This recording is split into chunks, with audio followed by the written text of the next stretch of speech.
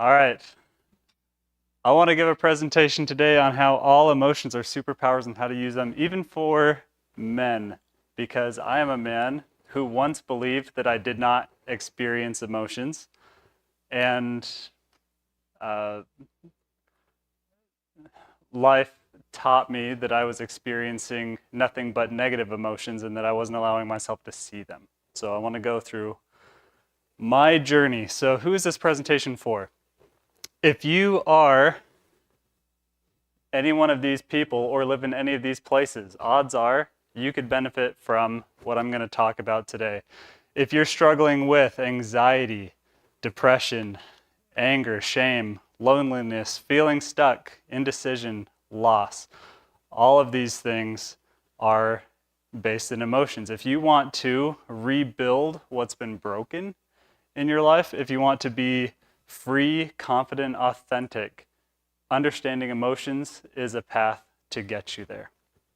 So my goal for this session is to learn why emotions are so powerful, why learning about them is such a powerhouse in your life, and how to understand the pitfalls and traps that we fall into with emotions, and how gaining emotional intelligence can improve our relationship with ourselves, with others, with our lives, and with God. So with that, I'm going to dive in with who I am so that you have a little bit of context.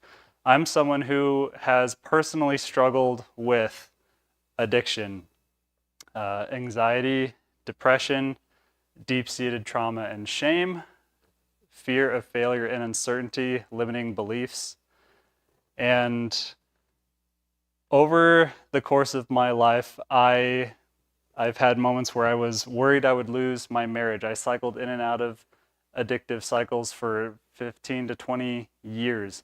And I have had a moment where my wife said, I don't know if I can continue on a relationship with someone who continues to put me in this situation.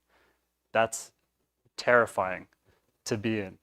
I've been worried that I would lose my job, where I was constantly riddled with anxiety that I wouldn't be able to produce the quality that the projects needed that my boss wanted. And that became a self-fulfilling prophecy. I have lost employment because of just an inability to handle emotions. I was worried I would lose my wife in a different way. This was after the birth of our last child. My wife's health decayed significantly to the point where she couldn't move. She could hardly breathe. She could barely eat, drink. She had blood clots in her legs and in her lungs, and we almost lost her. And so facing the reality of what would it be like to be a single parent with 5 kids, one of them an infant, what would life look like? And can I even handle that? Do I have the capacity? I have faced those kinds of questions. And the question I hate for most of my life, that I've hated more than any other question, is this: how are you? I hate that question because for most of my life, my knee-jerk reaction was always a lie. I'm fine. It's so generic. And there were times when I would try to answer honestly because I was so tired of telling the lie of I'm fine that I would try to open up, try to be vulnerable, and just kind of bleed out. I'm doing awful, I'm stressed, I'm this and this and this. And I would always get, oh, okay. Like, sorry you're dealing with that. No support, no help, no counsel, no comfort. So I went back into just fine. So what if there was a way to have emotions serve me instead of work against me? This was the question I started to ask. After all of these experiences, I am so tired of being beaten down by emotions. What if there's a different purpose to emotions? Because I had no other choice in life but to change my relationship with emotions because I realized that they were not going away. So this is a myth that I believed for years. Emotions are too confusing to understand, and they're unhelpful to understand anyway. Like I said, I told myself I didn't even feel emotions, which ironically was the reason why all of my friends came to me with their problems, because they're like, Ryan doesn't feel anything anyway. He's neutral. So I became everybody's therapist in high school. That's a different story. So this is my new truth, that while there's a lot of confusion around emotions, they're simpler than I thought, and they're one of the most powerful tools that God gave us to find fulfillment in life. And I'll go into why I believe that now. So first of all, what do you think that emotions are? Are they a weakness? Are they a real pain sometimes? Are they something that causes you to self-sabotage your goals, your dreams, your aspirations? Are they mysterious and confusing, or downright inconvenient?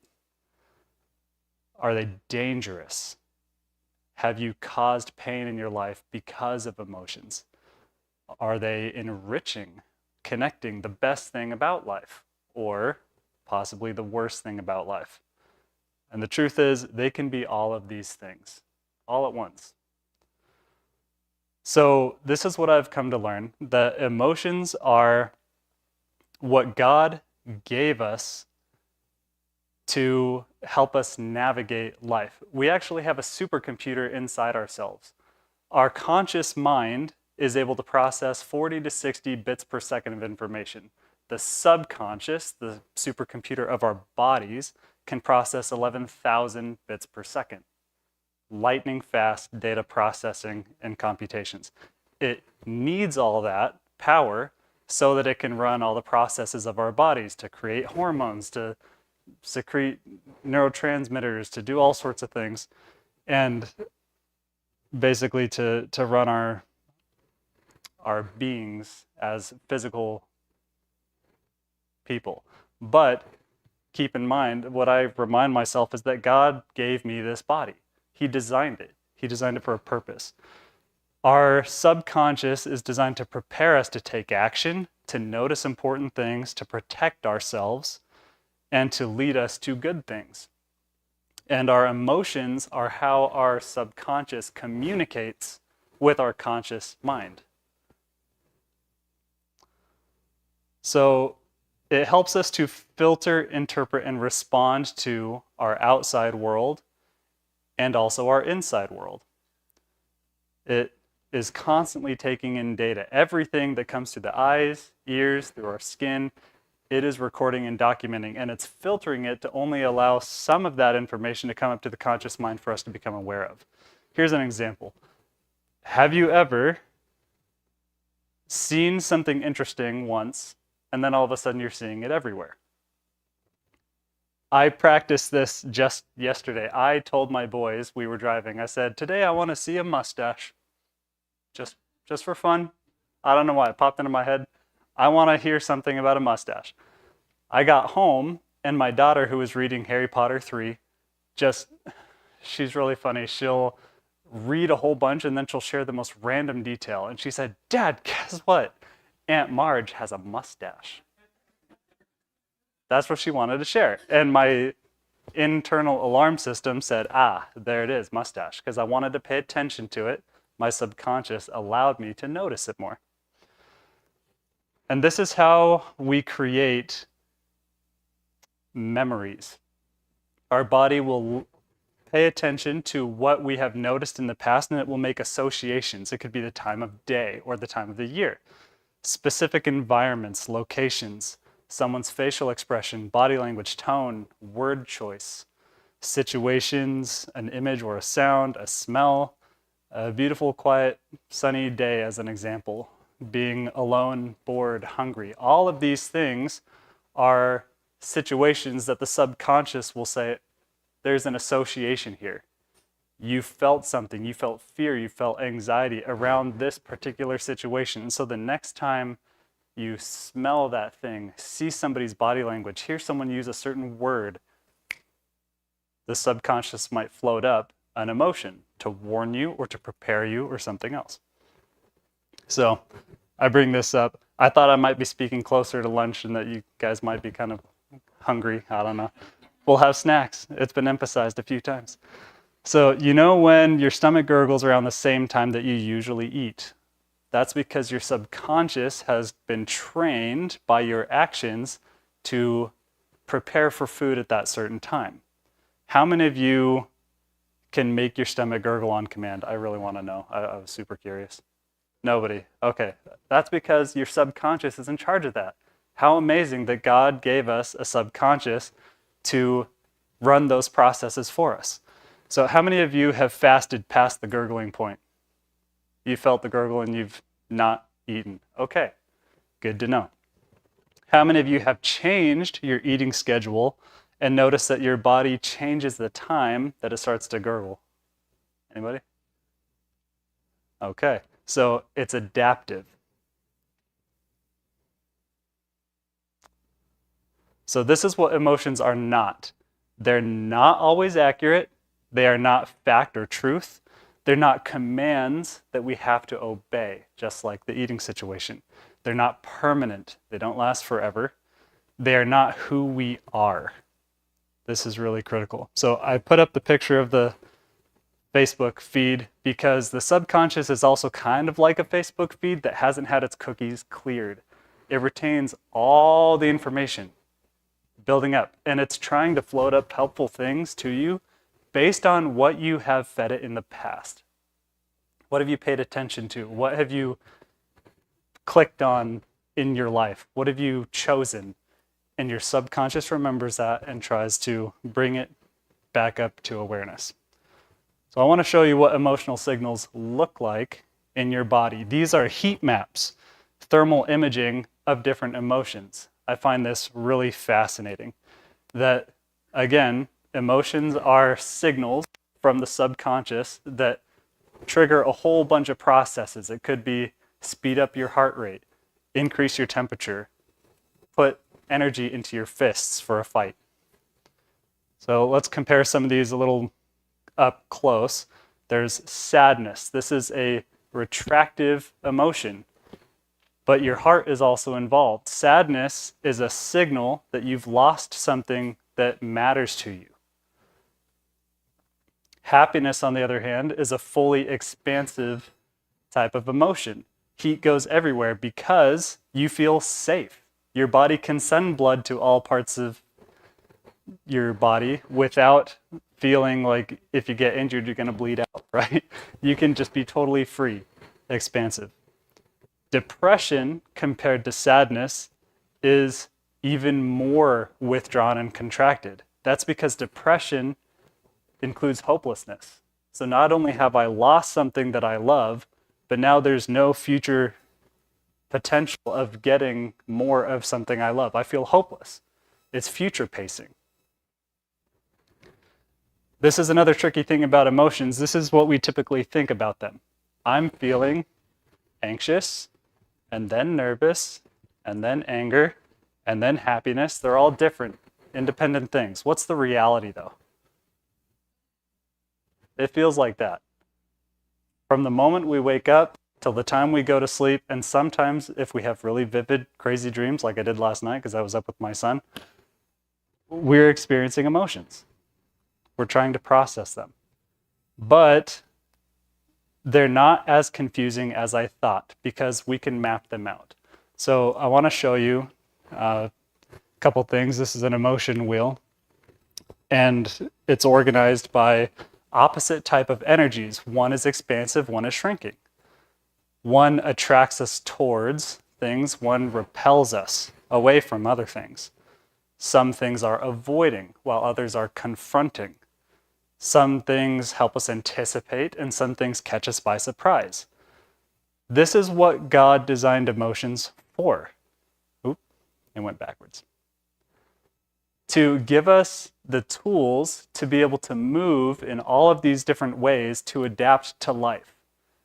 If I label anxiety as negative, bad, something to be avoided, then do I have the capacity to avoid bad things in life? Or am I shortchanging my potential to do that? If I think anger is bad because as a kid I was told that anger is dangerous, anger leads to hurting people, then can I confront injustices? can I confront uh, just, I don't know, bad people? Okay. So the second myth that I had, getting in touch with feelings, it's a waste of time. Negative emotions should be avoided or ignored. My new truth is this: negative emotions have value too, and learning how to accept, listen to, and work with them ultimately leads to spending less time being bothered by them. Ignoring and dismissing them actually makes things worse. And I want to show you, this is a visualization that helped me understand why certain emotions kept coming up in my life. So imagine that this is you, or I guess I'm going to be talking about me. So this is me. I am a cylinder. This is actually a refinery, okay? It's clip art only gave me so many shape options. I have a pipe coming into me. These are all of the inputs in my life. These are my thoughts. These are the things I see in my world. These are people's expectations of me, obligations I have, to-do lists. All of these things are coming at me. And my job is to convert these things into outputs, completed tasks, or things that I want. Satisfaction in life. I want to produce that. What happens in between is my energies, what I choose to do with the inputs, how I react to them, how I respond to them, how I transform them. And I only have a certain amount of capacity to handle these inputs. I only have 24 hours in a day, but I also only have certain skills, and my mindset and beliefs also can limit or expand my capacity to handle these things. So this is what the subconscious does. The subconscious is constantly monitoring the inputs, the outputs, the internal workings of things, my capacity, or what it perceives my capacity to be. It has sensors everywhere, and it will kick out alarms if it thinks that something has changed that I need to pay attention to, or that something's about to go wrong. If I'm managing life really well, I'm open-minded, I'm flexible, I'm adaptive, I'm expansive. So what does anxiety look like? Really big pipeline coming in. So many things piling on top of me. And my level is going up. I'm getting close to the overwhelm level. What's happening to my outputs? My subconscious is saying, you're not producing what you want out of life. You're not getting what you want out of life. In fact, you're starting to produce some clunky, awful, ugly things because you're not keeping up. And my capacity could also be shrinking if I start to doubt myself. Do I actually have what it takes to manage life? No. Okay, so my belief in myself, that's shrinking. When all of this is happening, I can feel intimidated, afraid, worried, anxious, frustrated, angry, resentful, probably victimized. And if I run away from all of that uncomfortable emotional storm, I might turn to porn or eating junk food or something else to numb and suppress all that uncomfortable feeling so that I can try and restore an inner calm to start addressing the pipeline again. What's coming at me? The problem with those kinds of coping mechanisms that I've learned from myself is that they're spending time and energy on something other than solving the actual problem, addressing what's coming at me. They're strengthening my avoidance muscle. I turned to porn. When I tried to run away from porn, I found that I couldn't kick chocolate chips out of the pantry. I needed something. It was YouTube or something else. I found that those things just created a ripple effect, causing negative impacts in other areas of my life, my relationship with my wife, with my kids, with my work. And it reinforced limiting beliefs of I can't handle these things because I'm running away from them. I'm intimidated. All of that led to what I'm calling catastrophic failure. This was when everything that I believed in the anxious state fulfilled itself. Self-fulfilling prophecy. My system got shocked. I'm no longer producing anything because I can't. I'm gridlocked. but people are still expecting things from me. Obligations are still coming on. To-do lists are still piling on. And in this process, that's when my relationships would be damaged. People would find out. I would lose trust. I would lose opportunities. And as a result, I was in shock. I felt rejected. I felt abandoned and broken. That spiraled me into depression. And in depression, I choose not to produce anything. I'm not even trying anymore. I totally block it off. I put up walls to prevent other people from expecting anything of me. This is me running away from life, hiding in my bedroom, where I feel doubt, isolation, self-loathing, and helplessness. This is where my view of myself shrinks even smaller. And I continue the same negative behaviors that I chose to do in the anxious phase, but now it's for a different reason. In anxiety, I was using those strategies to try and come back to managing life. Here, I'm not trying to manage life anymore. I've given up. I'm using these to try and numb my existence. Total oblivion. This whole thing, I call it the doom cycle, where I try to manage life, I go into the anxious phase. Anxious phase becomes a self-fulfilling prophecy. It leads to the catastrophic failure and overwhelm, goes into depression. Eventually, life forces me to try and pick myself back together and go back to managing life. So this is what it looks like for me as a cycle. So in terms of energy, high energy and low energy, managing life is like baseline, pretty calm. Anxiety, my energy level gets to build up. Eventually I hit that overwhelm point where I just can't manage it anymore.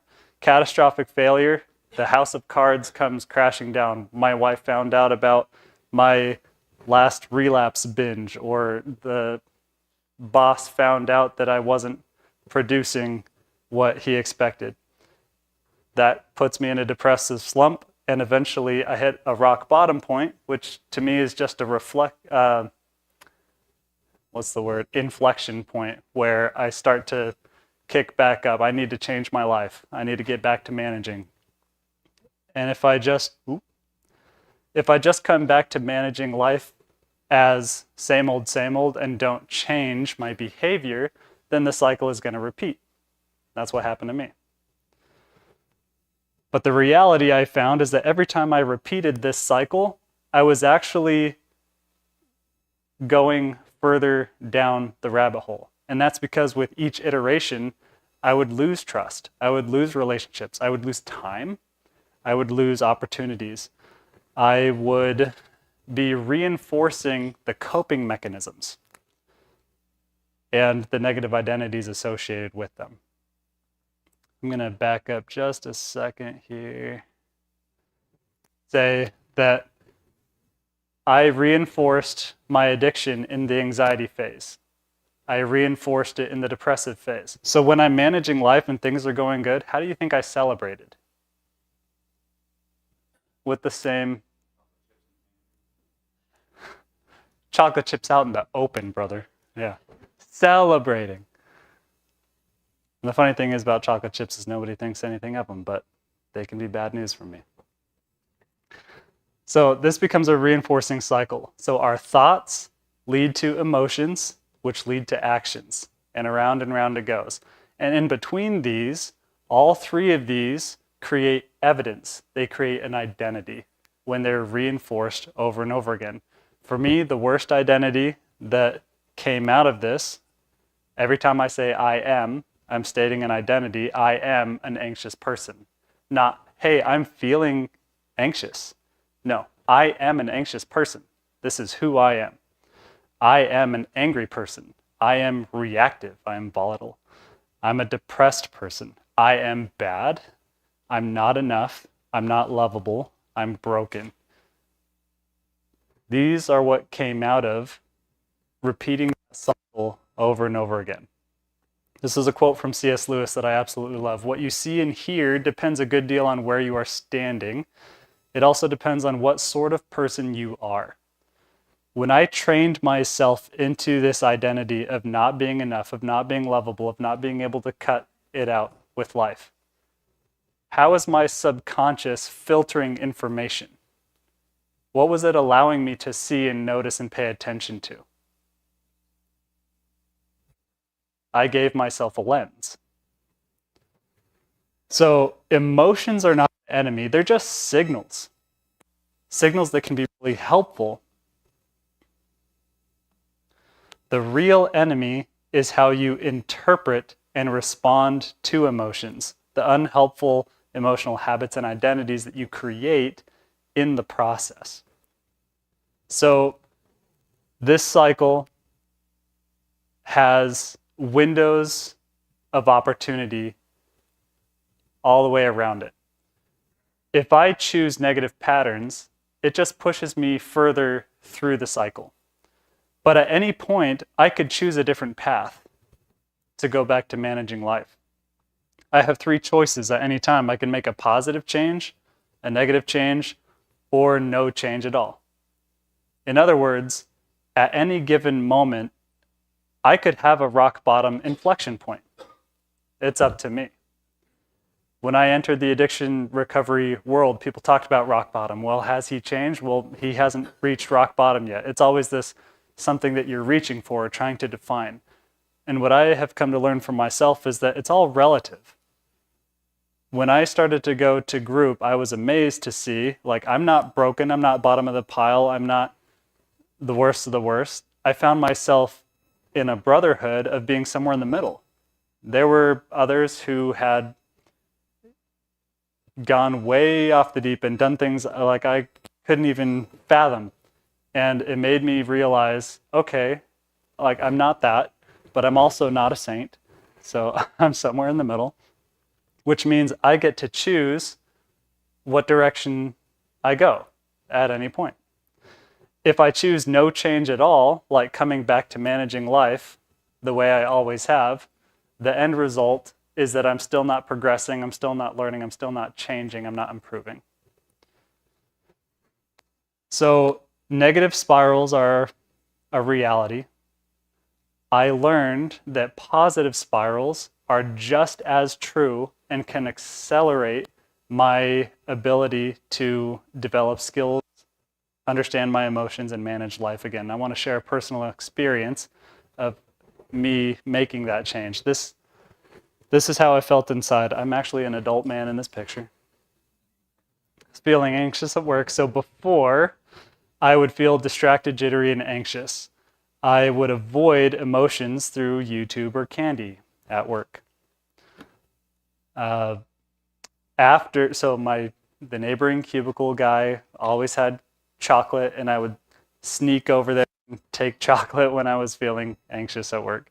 He was okay with it. He was a health nut, and he put the candy out as bait just so that he could rib people later for eating his candy. It was a whole thing. But after I ate the candy, did I improve my work performance? No, I still felt nervous and distracted, and now I had a sugar crash headache because I didn't address the actual problem. The identity that I formed over time is I'm not a very good employee. So on the flip side, let's look at another scenario where I'm distracted, jittery, and anxious, and instead of trying to avoid that feeling and going for candy, I would start to wonder, what is this emotion actually trying to tell me? Why do I feel anxious? Well, it's because I have a knowledge gap. It's because I don't have a resource that I need. It's because I don't have support. I'm not working on this project with anyone. So if I go out and start asking colleagues questions, start doing research to fill those knowledge gaps, then all of a sudden I'm able to solve the problem that I was faced with. And now I can tell myself, hey, I can improve and I can do my job well. That's the new identity. You can absolutely retrain your identity by gathering new evidence through new thoughts and actions. And the way this works for me is I trained myself into a negative identity over many, many years. Like Brother Coons mentioned, you don't train yourself out of an identity instantly. So what I started doing is I would do one act that I could point at and say, this one thing that I did is evidence that I have the capacity to be that person in this moment. I was patient with my daughter when she was screaming at me just now. That means I have the capacity to be a patient, understanding father. It's there, the potential, the seed is there. So I have evidence. And if I continue to gather evidence over time, then the emotional states, the moods, will eventually catch up. The subconscious will recalibrate just like the Facebook feed does. This is the last myth I have. Having, showing, or learning about emotions makes me look soft, weak, or too sensitive. The new truth that I've come to learn is that learning about and tapping into emotions through thought, action, and identity makes me a better husband, father, friend, employee, and leader, and garners more love and respect than I would have otherwise. So I'm going to go back to that experience where I almost lost my wife when we were in the hospital room. I was with her. We had our infant baby that my sister happened to be in town and was able to watch him. My mother-in-law was able to watch our other kids. My kids got sick while we were in the hospital. They were throwing up, and I was facing all of this. What if I lose her? What if I lose my job? What if I have to raise 5 kids all on my own? How am I going to do this? And I realized that if I focused on all the negative right now, that I would die. It was too much. I needed to change my thoughts now. And my wife and I did that with gratitude. We just went back and forth, sharing what we were grateful for I don't know how long, a long while. These are things that we came up with. I'm grateful that I have one more moment with my wife, just this moment right now in the hospital. I'm grateful that her mom could watch our sick boys. I'm grateful that my sister was in town and could nurse our baby, that she could be a wet nurse for him. I was actually grateful for the perspective that I got, that I might lose my wife, because it helped me see, what do I truly value and what kind of person do I want to become? What do I need to change to support them more than I have been? I'm grateful that the hospital room faced the helipad so that I could get a video of the helicopter landing and taking off, because I have a son who loves everything that could fly. We went back and forth for like an hour on things that we were grateful for. And the repetition of positive thought turned my emotional state from overwhelmed, anxious, depressed, how do we handle this, to we're going to be okay. We're going to pull through this. There is goodness happening even now. So I started to train my thoughts, my actions, my feelings. This is what happened to me on the work front. I was able to overcome anxiety and convert it into energy towards acting towards my values on who I want to be. I was able to prevent depression and preserving my identity of having worth and capacity to solve problems. I was able to change the way that I show up and come off to people, to feel more confident, to feel more authentic, to be more relaxed and pleasant to be around. So as a husband and father, I was able to break cycles of being angry with my kids, to break cycles of miscommunication and breaking trust with my wife. I was able to better recognize their emotions and channel empathy and compassion to help through their experiences. This is probably the biggest thing. When I am not afraid of emotions, when I recognize them in myself, I can recognize them in other people, and I can step into that emotion to sit with them in it. How amazing is that? That God gave us the capacity to feel what others feel. This is literally how we mourn with those that mourn, is by understanding the feeling of mourning and to be able to willingly step into that. And I'm also far less likely to let emotions throw me off of my goals to make me sabotage myself. So when I started to face emotions, I was chronically, well, let me say this. When I started to face emotions, instead of running away from them, I wasn't chronically stuck in anxiety anymore. I felt anxious, but allowing myself to feel that, being okay with it, and recognizing that it was trying to tell me something, that it was just a signal, then I could learn from it, move through it, and get on the other side of it. I actually started to feel positive emotions again. I started to feel excitement, which I did not feel for 20 years because of this cloud hanging over my head. Because I kept running, I never allowed myself to feel joy. So I could feel excitement, happy, peace. And over time, my mood and my identity, how I see myself, was able to transform. So this is my question for you. If you could learn how to accept all emotions as gifts from God to try to help you, if you could learn to recognize the thoughts, actions, and beliefs keeping you trapped in emotional avoidance habits and spirals, if you could learn how to tap into emotions and identify emotions and identity to enhance connection with your own intuition, with others, and with God, what could your life become? And who could you become? I want to end by talking about the Savior. He chose willingly to feel all of the emotions. He did not run from them.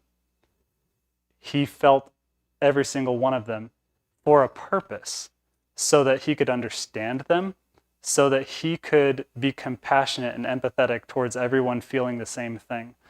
When I started to face emotions and feel them and accept them, I was able to overcome addiction. But in overcoming addiction, I'm able to be empathetic, sympathetic, compassionate towards anybody else who has an addiction too. I'm able to transform all of my negative experiences into now being a source of love and support and compassion for others. That's what embracing emotions does. It makes each one of us have the potential to become a savior for someone else in their time of need. So this was just a funny thing. If anybody feels overwhelmed by this presentation, I totally get it. It took me a lot of years to learn this stuff, but if anybody's interested in the slides from this presentation, they will, you could email me. I think they might be up on the church's website. I would love to connect with you, to hear your stories of difficult emotions and challenges that you're having. I would love to sit with you in that if you're currently feeling that, if you're currently feeling stuck, if you're currently riddled with these challenges. I just want you to know that you are loved, you're not alone. And as they mentioned in the opening session, you are absolutely 100% valuable in the eyes of the Savior and in the eyes of all of those who understand these principles as well, which there are many here. So thank you for that. And with that, I'll close.